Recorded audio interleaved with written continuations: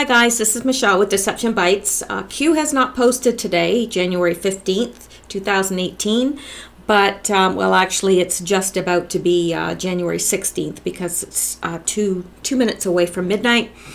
Q has not posted, but I am keeping an eye out for that. But I did want to draw your attention to some of the latest Q-related news. I think it's important that we stay on top of this. Q has said that there would be this would be a busy news week and has also told us to watch for a false flag. So, in case you don't know, this is me. This is who is talking to you. And these are the cats. They're here too. They're silent though, hopefully. Now, I had to put the cats in there because I did get some hate mail about the cats, and I would advise those people to start their own cat-free channels because this is my channel and it has cats. So that's the way it is. Sorry if you don't like cats. I don't know what to say. Anyway, let's get into the news. So we're going to look at this one first. Breaking news from Las Vegas. Let's take a look at this. Okay. Now, they're saying now that the shooter's girlfriend played a major role in the massacre, and the details have been released. So let's take a look. That came out today, January 15th, 2018. Although there is still no concrete reason for the Las Vegas concert massacre reports, for the Las Vegas concert massacre reports are now saying that the girlfriend of the shooter actually told authorities they would likely find her fingerprints on some of Stephen Paddock's bullets, firearms, and magazines because she sometimes assisted him in loading ammunition into the magazines. The newly revealed documents do confirm, though, that Paddock has exchanged emails about buying rifles and bump stock many months before he carried out the deadliest mass shooting in modern American history. Paddock reportedly used guns equipped with the device, which, according to the left-stream media, allows semi-automatic weapons to fire almost as quickly as automatic ones, but in reality, all it does is cushion the kickback the bullet produces as it fires. Paddock also exchanged multiple emails on buying long-range scopes for his multiple weapons. The documents also confirm that the FBI agents reportedly knew that Paddock had left behind big caches of guns, ammunition, and explosives for which they sought warrants to search his properties and online accounts. And this is just kind of like a little map from the area, and I'm sure we've all seen this many times. This is where he reportedly shot from. And they said he knocked out 2 windows, but those are actually 2 separate rooms. So there's a lot about Las Vegas that doesn't add up, and I'm sure that we're all aware of that. So anyway, let's continue. Hundreds of pages of court documents unsealed Friday in the case of Las Vegas gunman Stephen Paddock offer a blueprint of investigators' pursuits in determining how and why the reclusive high-stakes gambler carried out the deadliest shooting in modern U.S. history. A federal judge on Friday made public more than a dozen search warrant affidavits that had been filed by the FBI in the days and weeks after the shooting. The judge did so in response to a lawsuit filed by CNN and other media organizations. The documents describe what investigators believed at the time the affidavits were filed, but do not provide up-to-date information about the investigation. An FBI spokeswoman in Las Vegas declined comment on the documents on Friday evening. The Las Vegas Metropolitan Police Department did not respond to calls seeking comment. Among the revelations in the affidavits are discussions about mystery email exchanges that occurred 2 months prior to the attack, which investigators believed may have been related to the shooting at the Las Vegas Music Festival in October, where 58 people were killed and hundreds of others were injured.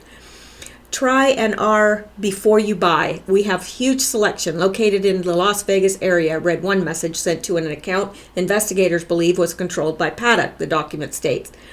Later that day, another email read, "We have a wide variety of optics and ammunition to try." A third read, "For a thrill, try out Bumpfire R's with a 100-round magazine." Investigators at the time of the filing had been unable to determine if Paddock was sending emails between two accounts, both belonging to himself, or was communicating with someone else. If there was a second person involved in the communications, an FBI agent wrote, investigators need to determine who was communicating with him about weapons that were used in the attack.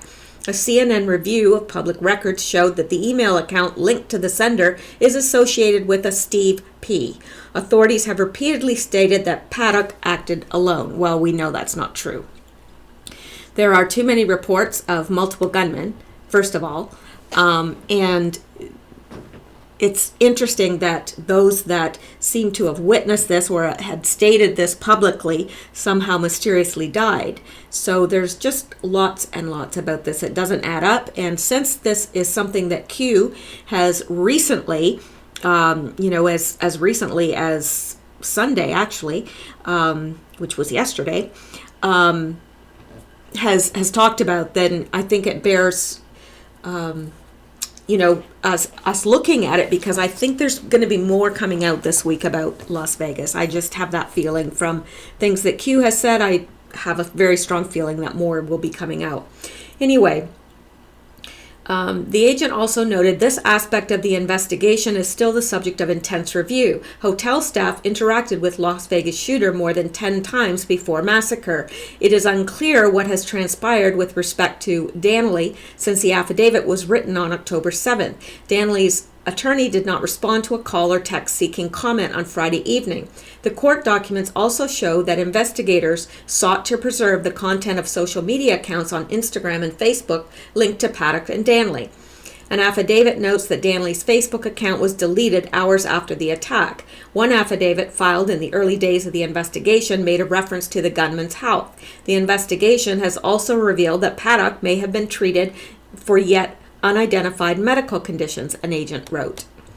CNN reported in October that Paddock testified in a deposition that he occasionally suffered from anxiousness, for which he was prescribed Valium. Well, so what? Who hasn't suffered from anxiousness at some point in their life? That doesn't mean that they turn around and they massacre people. And personally, I don't think it was Paddock that did it anyway. I think he was dead before the actual shooting took place. That is an entirely personal opinion, based somewhat on the facts of the case. But again, you may feel differently, and that is fine. Again, it's only an opinion. This confirms Paddock's actions were planned months in advance, and that doesn't fit the narrative the media is trying to tell us, that he was mentally disturbed. The large majority of crimes committed by the mentally disturbed are crimes of reaction, where they don't plan meticulously for months as to how they will carry it out. Only a sociopath would, but if that would be the case, he wouldn't have been able to make it well into his 60s without having any issues whatsoever with the law. This whole narrative just makes less and less sense. Paddock was very well off financially, had a decent life, and was never thought of as a problem by anyone who knew him. Either this crime was better thought out than we can imagine, or authorities are keeping something from us. Now, obviously, we know that authorities are keeping something from us, and he's right. You don't go through 60 years of your life with no criminal record whatsoever and then do something like this. And why would he have needed so many weapons? I mean, it just does not make sense. How many? I mean, he's got 2 hands. That's it. Anyway, the list of things that don't make sense about this is endless. But just wanted to draw your attention to the fact that even mainstream media is questioning the narrative now. So we know it's got to be bad when mainstream media starts questioning the narrative. Anyway. Let's go on from that. Okay. Here's something else, and of course we won't find this hard to believe at all. Breaking news.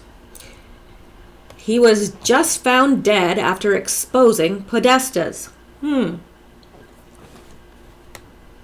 I'm sure it's only a coincidence. Once again, the bodies are piling up around the liberals in Washington, and the media refuses to report on it. The deaths around the Clinton campaign have been rising in number for quite some time, but it has been hard to pin it on the elusive Hillary and make it stick. Like many of the rich and powerful, Clinton isn't out there getting her hands dirty. She's got layers of protection. One of those layers comes in the form of a slimy layer of Podesta brothers. John Podesta has been with the Clintons for decades, looking after not only the Clintons' interest, but that of his and his brother, Tony. It's hard to say which brother is more of a threat to the American people, because while John is watching the Clintons' back, Tony is lobbying for the interests of Russian banks here in the United States. Regardless of which brother would win the Sleaze Award for the most dangerous, they're both once again in the hot seat as investigators wonder if they're guilty of yet another murder. Truth Unsealed reports that the most recent death of an investigator who connected the brothers to the death of Madeleine McCann. In case you've forgotten, Madeleine McCann disappeared while on holiday from the UK with her parents, Kate and Jerry McCann, her two-year-old twin siblings. The media coverage and investigation was massive, and sometime during that investigation, Kevin Halligan connected the deadly brothers to the missing girl. As often happens when someone points a finger at someone involved with the Clinton Foundation, he woke up dead at a mansion in England. The blood-soaked body of a private detective who linked John and Tony Podesta to the disappearance of Madeleine McCann has been found at a mansion in Surrey, England. Mystery surrounds the death of Washington, D.C.-based Kevin Halligan, 56, who presented himself as a cloak-and-dagger James Bond-style spy who took on the most difficult cases. Surrey police confirmed Saturday that a probe has been launched into his death. Foul play suspected. Now, I think that we're aware of the fact that when Madeleine McCann went missing, the Podestas were in the area. And this actually is the police sketch that was sent out. And if you'll notice, it looks like John and Tony Podesta. It really does. And if you've ever seen their artwork, one does not have to wonder what they are into. Google that. If you haven't seen it, you should. It's really quite alarming, their artwork. The artwork that they have hanging in their homes and businesses. Kevin Halligan took over the private investigation into the Madeleine McCann case in May 2008 and was responsible for linking John and Tony Podesta to the disappearance of the 3-year-old girl in Portugal, sparking frenzied speculation that the brothers, both high-level Democratic Party operatives, were responsible for the murder. The 56-year-old detective and his partner Henry Exton were responsible for the 2 E-Fit sketches that were released in the search for Madeleine McCann's abductor, and which bore more than a passing resemblance to John and Tony Podesta. I would say that it definitely does.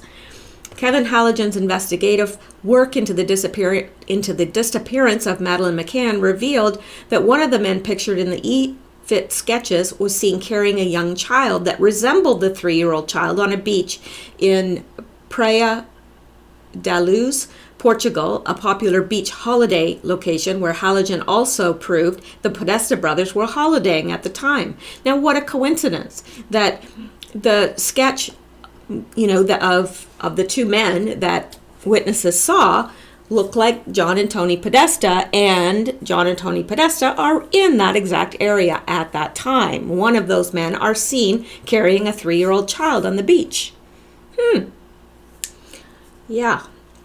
Halligan had dirt on the Podestas. Mainstream media attempted to convince everyone that it was a coincidence. However, the 56-year-old private detective knew more about the Podesta brothers and their secrets than many initially assumed.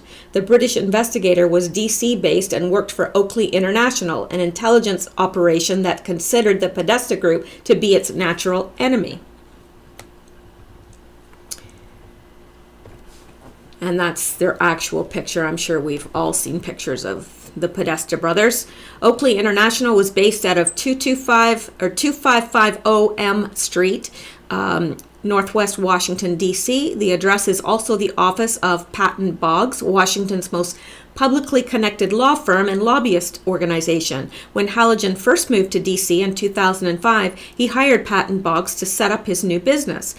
Through his close connection with Patton Boggs, Kevin Halligan was more familiar with the Podesta group. They are closely connected. Tony Podesta has gone on record on multiple occasions praising Tommy Boggs of Patton Boggs. He's a brilliant guy who invented what a lot of us do.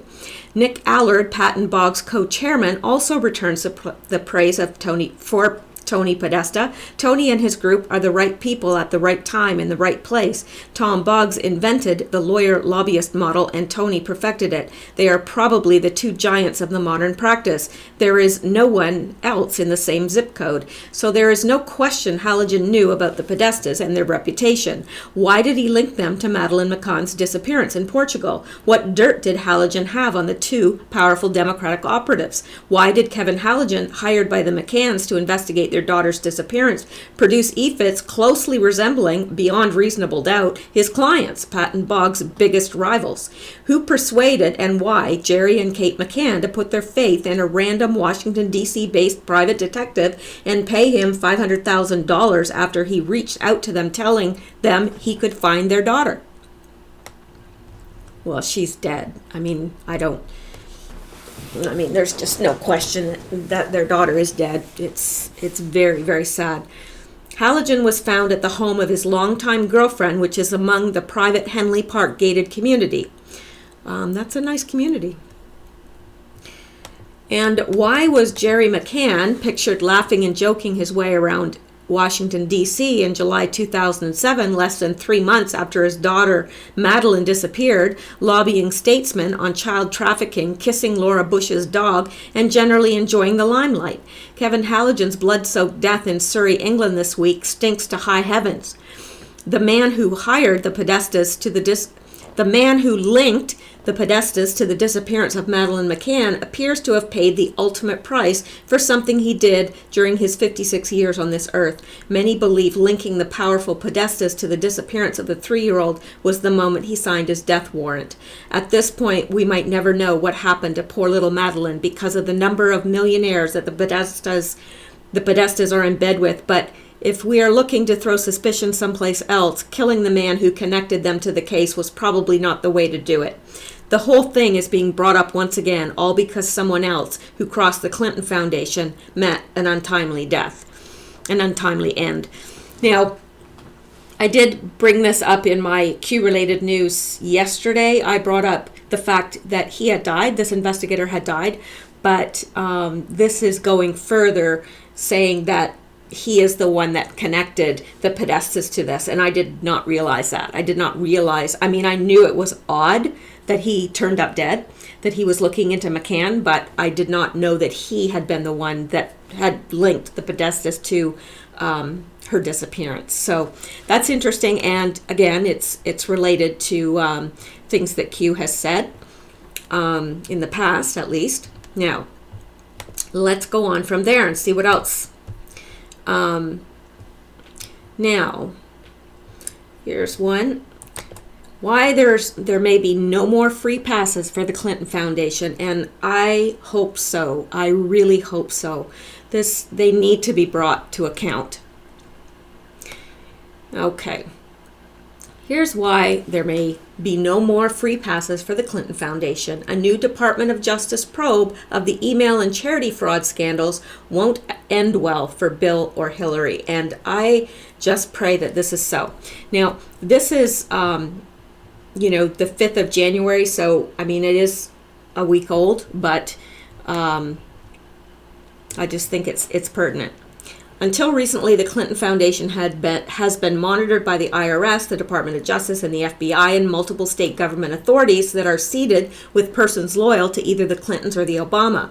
Every time the Clinton Foundation got a free pass. But now it appears key authorities may finally be turning strict attention towards answering tough questions about public filings of Clinton charities inside and outside the United States. Oops. Sorry. When these powerful organizations engage motivated minds, they will wish to concentrate on a few areas that have long gone begging for attention. The first time the Clinton Foundation was investigated, between 2001 and 2005, then FBI Director Robert Mueller, then Deputy Attorney General James Comey, and others could not seem to find obvious and escalating frauds, as a supposed presidential library complex in Little Rock, Arkansas also fought HIV/AIDS internationally from unregistered offices in New York and Massachusetts without ever obtaining required audits of worldwide activities. Strangely, as the first investigation wound down, evidence in the public domain suggested that the Clinton Foundation also defrauded the National Archivist by making demonstrable false representations in a binding legal agreement. For example, there is no evidence the IRS provided final approval to the Clinton Foundation to, quote, fight HIV/AIDS internationally as a tax-exempt purpose by November 18, 2004, the date the Presidential Archive was officially donated. That November 18, 2004 agreement is nowhere to be found today on the Clinton Foundation website and in public filings, despite the charity's more than 13 years of widespread solicitation across state and national boundaries using telephones, mail, and the internet. The next major investigation started in December 2009 when the French government launched a detailed look into UNITAID, a multilateral international organization primarily funded by France that has sent more than $650 million to arms of the Clinton Foundation engaged, at least in theory, in fighting HIV and AIDS. Reports concerning this investigation, written in French and published in 2010 and 2011, show that French government authorities, like their U.S. counterparts, missed the heart of the problem posed by the Clinton Foundation. The foundation, by its own description, started soliciting funding for its fight against HIV and AIDS early in 2002, though its authorized charitable status didn't change until March 2004, after the Clinton Foundation HIV/AIDS Initiative, Inc. was officially recognized on March 24, 2004 in Arkansas. Applications made to the IRS, to various states and to foreign governments for tax exemption and solicitation rights to pursue this radically different mission are not available on the central portal operated by the Clinton Foundation, nor forthcoming yet from the governments concerned. Federal tax filings for this entity for the partial year in 2004 and for 2005 aren't available on the Clinton Foundation website, perhaps because they show substantial activities that seem to fall far outside tax-exempt purposes approved by the IRS. In addition, these and other tax filings fail to explain payments to members of the Clinton family for services received and for reimbursement of expenses by donors to the Clinton Foundation.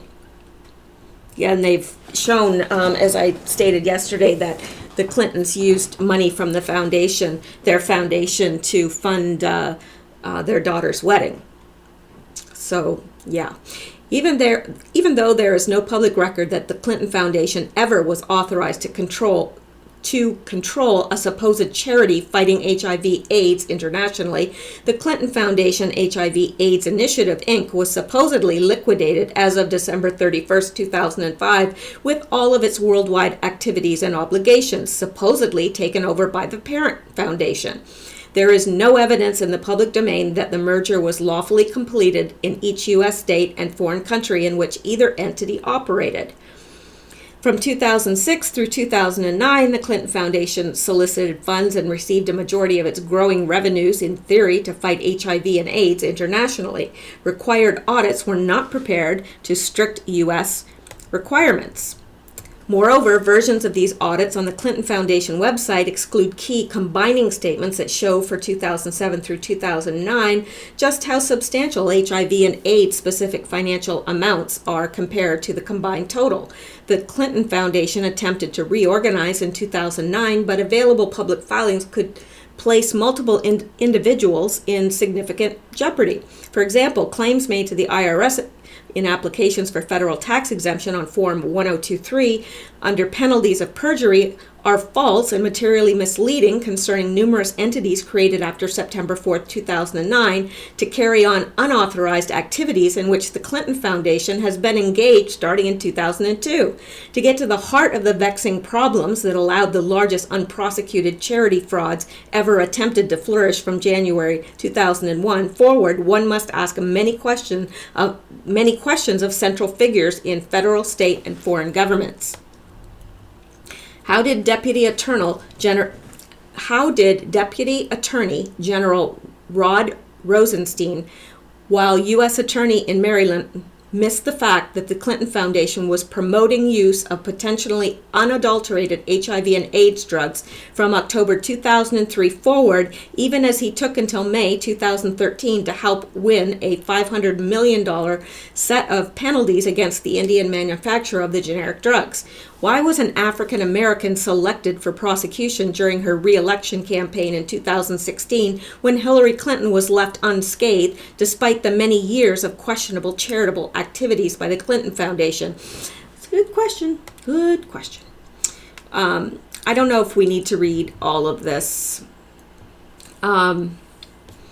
How did Rosenstein miss obvious errors in the Clinton Foundation tax filings for 2010, originally submitted in 2011 with amended versions submitted in 2015, concerning a $37.1 million donation to the Clinton-Bush-Haiti Fund at a P.O. Box address in Baltimore, Maryland that was never declared as required in key states like New York? Why did Rosenstein and many other officials, including a New York Attorney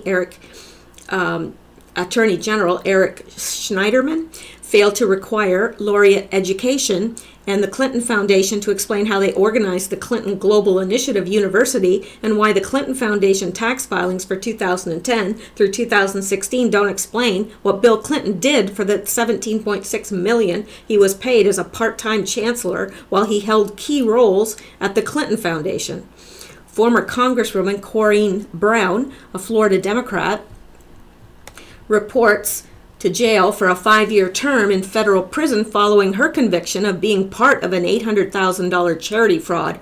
Why was this African American selected for prosecution during her re-election campaign in 2016 when Hillary Clinton was left unscathed? Didn't we just read that? Anyway, former presidents in either the Democratic or Republican parties are not above the law. Now it's up to President Donald Trump to make this fact abundantly clear. So it looks like this is not going to, they are going to be brought to justice. And they should be, because this has been going on for a very long time.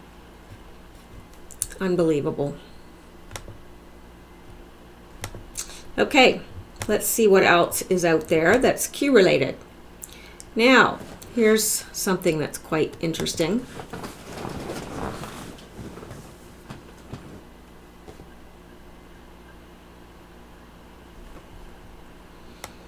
Breaking: McCain hit with massive investigation before he dies. This will kill him. Well, I think they're being a little bit dramatic there, but such a sad ending. He did it. New information is now raising significant questions about the senator from Arizona, John McCain, and his role in delivering the now infamous and totally discredited 35-page Fusion GPS dossier on President Donald Trump and Russia to the U.S. Intelligence Committee under Barack Obama's corrupt administration. The dossier was allegedly paid for by the Democratic Party and the crooked Hillary Clinton campaign, and actually picked up by the GOP traitor John McCain in order to stop then-candidate Donald Trump from winning the Republican primaries. And interesting enough, McCain's office refuses to answer 3 pressing questions about his involvement in the dossier. Via Breitbart, did McCain know about the role of the controversial Fusion GPS firm in compiling the dossier? Well, I would think so. In August, testimony released publicly last week, the co-founder of Fusion GPS revealed that an associate of McCain first reached out to Christopher Steele, the former British spy who compiled the questionable dossier, in order to obtain the anti-Trump information for McCain to pass to the FBI's leadership. In August 22nd testimony, Fusion GPS co-founder Glenn R. Simpson divulged that contact between Steele and McCain's office was initiated by David Kramer, a former State Department official who was described by Simpson as a longtime advisor to Senator McCain. Simpson said that Kramer related to Steele that Kramer and McCain were at security conference in Nova Scotia where the contents of the dossier were discussed with the two by Sir Andrew Wood, a former British ambassador to Moscow. Kramer had reached out to Steele for more information, Simpson stated. Simpson made it clear that the request for more information was initiated by McCain's associate Kramer. He said that Wood's sharing of the information with McCain and Kramer at the security conference caused David Kramer to follow up with Chris Steele, and that it was passive. In other words, it was initiated by Mr. Kramer.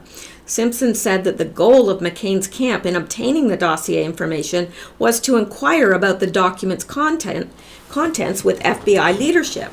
In a New York Times op-ed last week, Simpson and Fusion GPS co-founder Peter Fritsch wrote that they helped get the dossier to McCain using an emissary with the goal of McCain passing the information contained in the questionable document to U.S. intelligence agencies. So, and then the next question is, I'm not going to read all of this. Did McCain know the anti-Trump dossier was funded by the National Democratic Committee and Hillary Clinton's 2016 presidential campaign? And the answer is yes, he did. Why did McCain need to provide the dossier to the FBI leadership in the first place?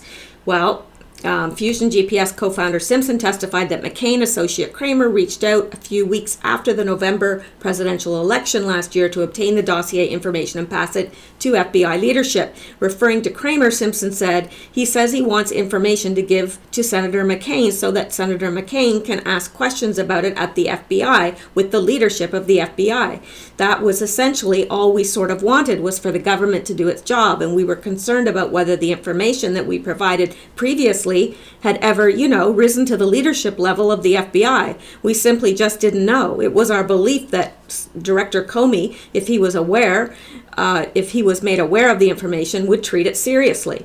It was unclear from Simpson's testimony why McCain would feel the need to get the dossier to the FBI leadership a few weeks after the November election. According to numerous reports and Capitol Hill testimony, the FBI took Steele's information seriously when the ex-spy reportedly provided his anti-Trump claims to a contact at an FBI field office in Rome last July. So, we know that, and it says, in other words, by the end of July, the leadership of the FBI was paying attention, the Washington Post reported. Not only were they paying attention, the BBC reported that Steele's information served as a roadmap for the FBI's investigation into claims of coordination between Moscow and members of Trump's presidential campaign. Last April, CNN reported that the dossier served as part of the FBI's justification for seeking the FISA court's reported approval to clandestinely monitor the communications of Carter Page, the American oil industry investigator, who was tangentially briefly associated with Trump's presidential campaign.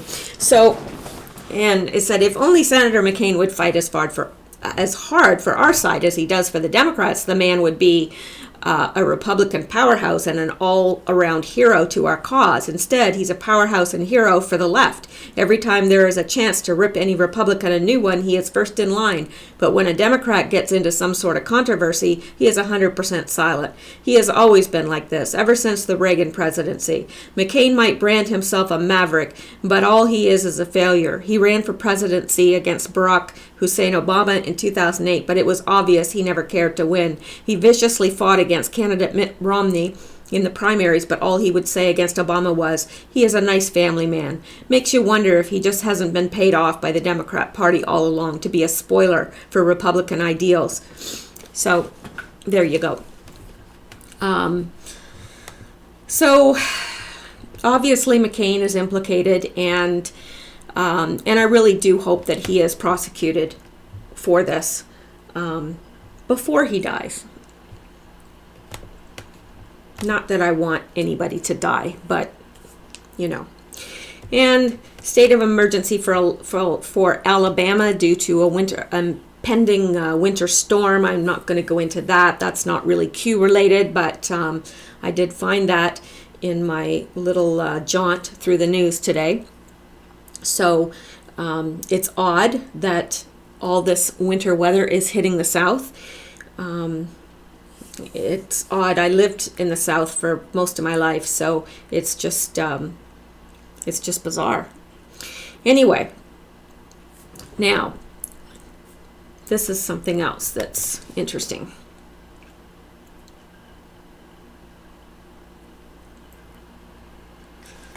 Kim's base crumbles. North Korean nuclear weapons base collapses, falls into the sea near site of tunnel disaster.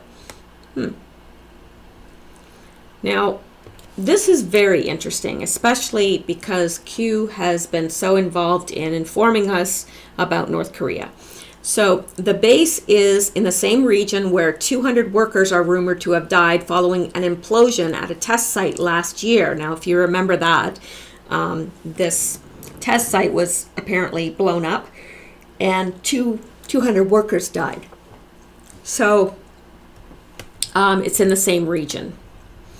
Shocking pictures have emerged, apparently showing a North Korean military base that has collapsed and fallen into the sea. I'm wondering if we had anything to do with that. The base is in the same region where 200 workers are rumored to have died following an implosion at a nuclear test site last year. Satellite pictures seem to show that part of a military base has collapsed into the sea. Political activist Jacob Bogle, who has previously mapped the state, claims the photos show signs of a large collapse and debris at the coordinates. Mr. Bogle tweeted, "There was a small collapse that happened around February 2015, and then the big one happened sometime after then, but before September 2016. I surmise the large one happened as a result of trying to correct problems associated with the smaller one, but have no evidence of that. North Hamgyong province is where the reclusive regime's nuclear testing facility is located." So they're saying that the collapse is here and that this is the debris flow. I don't know. Don't know. Political activist Jacob Bogle, who has previously mapped the area, claims the photos show signs of a large collapse and debris. Last October, it was reported that 200 people had been killed in a collapse at the I can't pronounce that, test site shortly after the communist country executed their biggest ever nuclear test. The news comes just days after satellite images showed increased tunneling beneath the site. I'm not exactly sure how satellite images could show tunneling beneath the site. Not sure.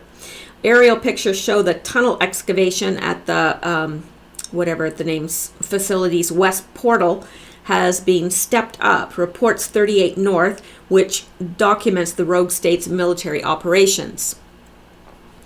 Now, you know what Q has said, and that is that that Kim is not really in charge of North Korea, that the CIA is in charge of North Korea. This is what Q says. And so I don't know what's going on there. And I just wonder if the U.S. has anything to do with that collapse. The news comes just months after a testing facility in the same region was rumored to have collapsed, killing 200. The images show increased activity at the underground nuclear facility. The underground base, which is carved into a mountain in the northeast of the Hermit Kingdom, has been the site of North Korea's last 5 nuclear tests. The images also show increased activity at the south of the site, which, this was, I was seeing this. This is awful. Gosh. I'm so, oh gosh, that's awful. The images also show increased activity at the south of the site, which could also indicate that another nuke test is imminent. So I've got to get that off the screen. Yeah. So we know about North Korea from Q. Q has kept us informed, has told us that Kim is not in charge, that the CIA is in charge. So whether or not we had something to do with that, I don't know, but it is interesting, and I'm wondering if Q will allude to it at some point in future posts. I don't know, but it's definitely a possibility. So, now this is interesting. I'm not going to go out and read it, but this was actually from a Canadian court, and it was a court decision that the U.S. government agencies found guilty in Martin Luther King's assassinations. So they found the government was guilty in his death. Interesting. Now, this is not really Q related, but I guess it could be Q related. At any rate, it's definitely interesting and horrifying at the same time. House of Horror, teen escapes home, tells cops of 12 siblings bound by chains and padlocks. That's the stuff of a horror movie right there. Paris, California, early Sunday morning on January 14th, 2018, a 17-year-old juvenile escaped from her residence situated in the 100 block of Muir Wood Road, Paris. I was seeing if I could turn this off, but I guess I can't. Managed to call 911 from a cellular device she found inside the house. The teenager claimed her 12 brothers and sisters were being held captive inside the residence by her parents, and further claimed some of her siblings were bound with chains and padlocks. When police officers from the Paris Police Department and deputies from the Riverside County Sheriff's Department met with the juvenile, she appeared to be only 10 years old and slightly emaciated. After a brief interview with the female, they contacted 57-year-old David Allen Turpin and 49-year-old Louise Anna Turpin at the residence where the teenager escaped. Further investigation revealed several children shackled to their beds with chains and padlocks in dark and foul-smelling surroundings, but the parents were unable to immediately provide a logical reason why their children were restrained in that manner. Well, probably because there is no logical reason. There would be no logical reason to do that to a child. Deputies located what they believed to be 12 children inside the house, but were shocked to discover that 7 of them were actually adults ranging in age from 18 to 29. The victims appeared to be malnourished and very dirty.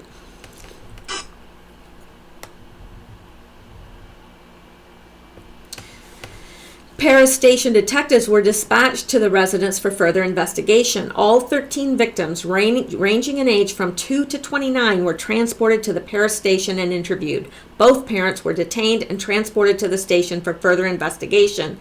Child Protective Services and Adult Protective Services arrived to assist in the investigation. The victims were provided with food and beverages after they claimed to be starving. The 6 children were eventually transported to the Riverside University Hospital System, RUHS, for medical examinations and admitted for treatment. The 7 adult children were transported to Corona Regional Medical Center for an examination and admitted for medical treatment. And here is a picture of them.